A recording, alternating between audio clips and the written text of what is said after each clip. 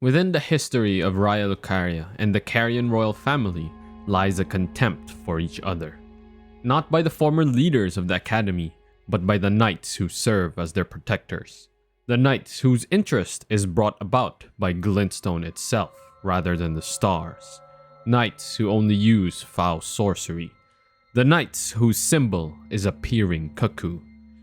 They were known as the Knights of the Cuckoo. I really hope I said that right though.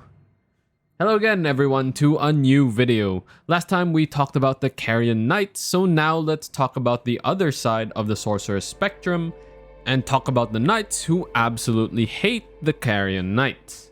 But before we get into that, this video is actually sponsored by a service I've used for a long time now, Opera GX, a browser tailor-made for gamers. I've been using this browser for a few years now, as it really used to help me when I had a bad PC. With GX Control, I was able to limit my browser's usage of RAM and CPU, which allowed me to keep the browser open while running certain games. And you can even limit the bandwidth of your browser to make sure you don't lag in your online games. It also comes with cool features like Discord and Twitch integrations, so you can keep everything together.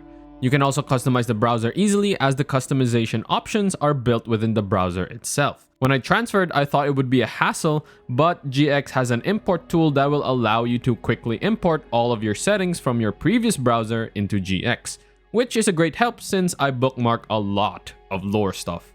But by far, my favorite part of GX is the news, because it shows you what games are given away for free and where to get them. And of course, the best deals, the release dates, and the news to keep you up to date with gaming. They also have a mobile version, and it's a great companion app to the desktop version, since you can connect the two with a flow feature so you can send files, videos, links, and notes between browsers with a single click. So yeah, I've been using this for years and it hasn't given me any problems at all. So download Opera GX now with my link in the description or in the comments down below, and let's get back to the Cuckoo.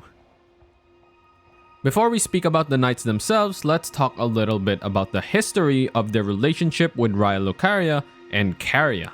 If you've watched my previous videos, I've touched on this topic a little bit, so we'll expand on it a little more.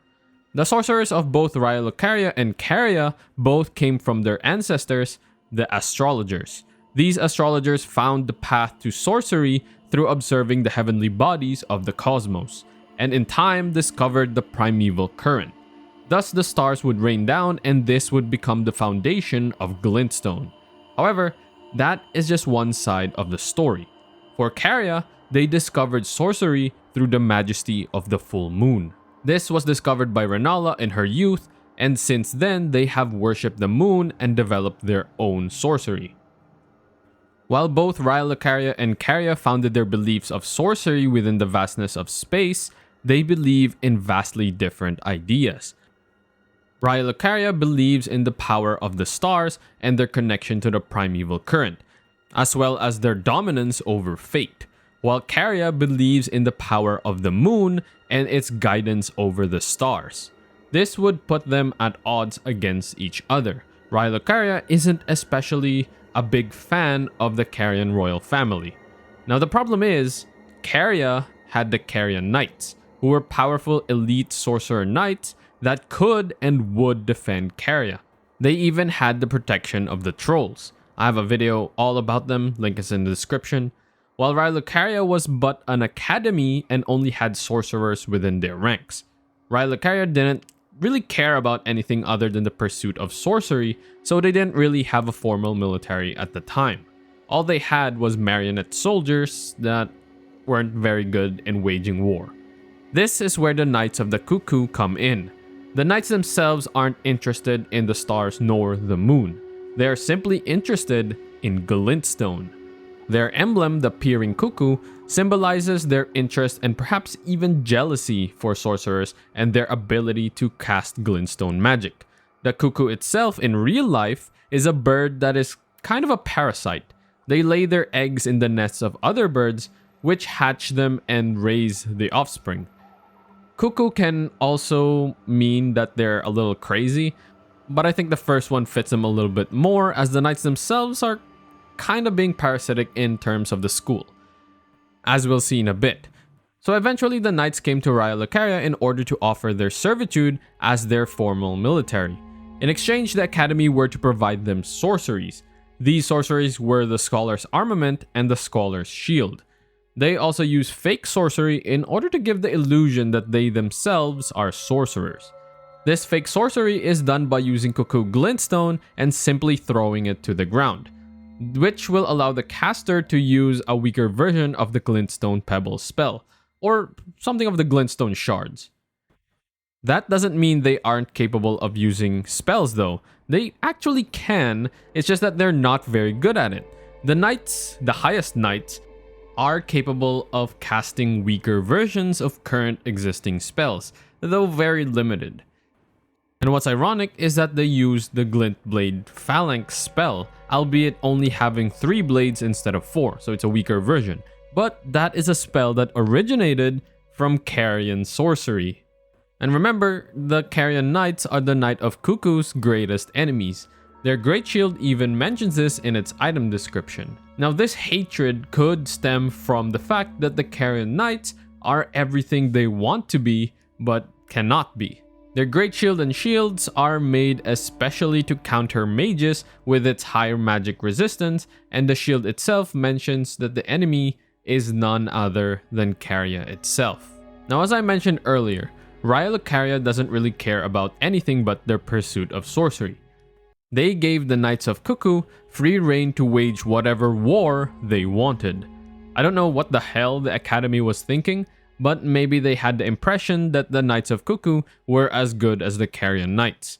The thing is, they aren't even close to as good.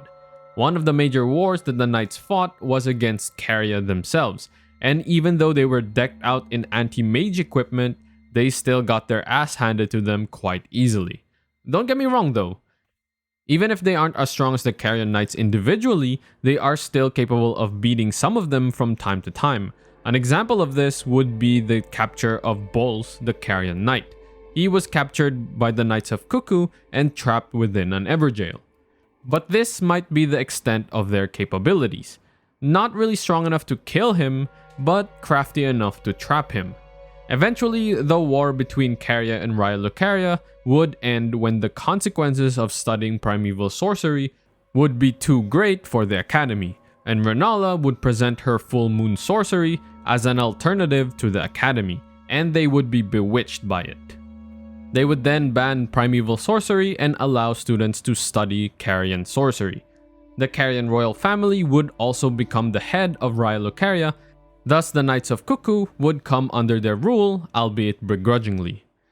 The Knights of Cuckoo would then continue serving Raya Lucaria as its guardians even under the new Carian rule, but would still wear the symbol of the cuckoo.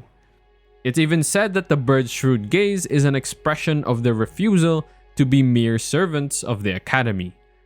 Lastly, if you ever wondered what the crystal mines around Raya Lucaria are for, they're mostly for mining and finding crystals and other precious materials in order to create glintstone used by the Knights of the Cuckoo and the sorcerers. And what's interesting is that the miners you see within the mines are actually failed scholars who were instead assigned to the mines in order to carry out their days finding crystals for glintstone use and for the glintstone use of the Knights of the Cuckoo. So the Academy might be encouraging the Knights to use this fake sorcery for their strength, I guess. These days though, the Academy has already rebelled against the royal family after Radagon left, and they locked Rennala within the library. The Knights of Cuckoo may have been ones who helped with that rebellion. But that's it. What do you guys think of the Knights of the Cuckoo? Are they parasites that live within Raya Lucaria, or are they simply hardworking humans who wish to serve under the Academy in order to get cool magic powers? I mean, who wouldn't want to be a Carian Knight, right? Let me know what you guys think in the comments down below, and if you like this video, please do give it a thumbs up, and if you haven't already, please consider subscribing. Thanks to Opera GX for sponsoring this video, and as always, thank you for watching.